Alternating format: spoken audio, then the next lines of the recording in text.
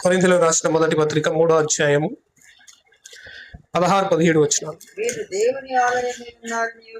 మీరు దేవుని ఆలయమై ఉన్నారనియు దేవుని ఆత్మ మీలో నివసించుచున్నాడనియు మీరెరగరా? ఎవడైనను దేవుని ఆలయమును పాడు చేసిన ఎడల దేవుడు వానిని పాడు చేయును.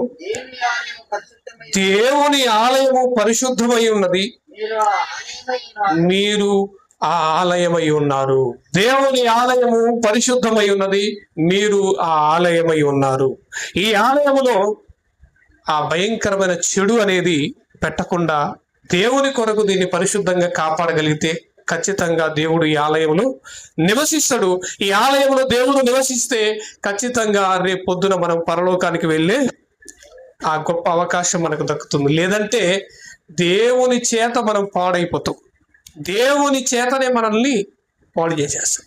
కాబట్టి జాగ్రత్త పడండి, సిద్ధపడండి. దేవుడు ఇస్తున్న అవకాశాన్ని పోగొట్టుకోకండి.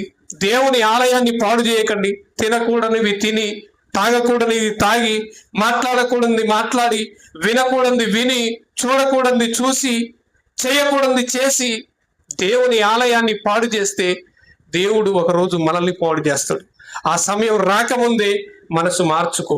ఆ సమయం రాకముందే దేవుని ఆత్మ ఖడ్గాన్ని నీ హృదయంలో పెట్టుకో. వాక్యము చేత నీ హృదయములో ప్రవేశించిన దురాలోచనలు జయించటానికి ఒక గొప్ప ఆయుధాన్ని దేవుడు మనకిచ్చాడు. ఇది ప్రతిరోజు దీన్ని మనం ఏం చేయాలి? పదును పెట్టాలి.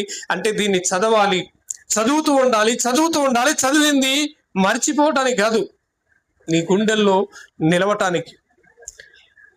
ఈ శరీర క్రియలను జయించటానికి, ఈ సాతాను యొక్క క్రియలను జయించటానికి, ఈ దురాలోచనలు జయించటానికి దేవుడు మనకిచ్చిన రెండంచుల గల వాడి అయిన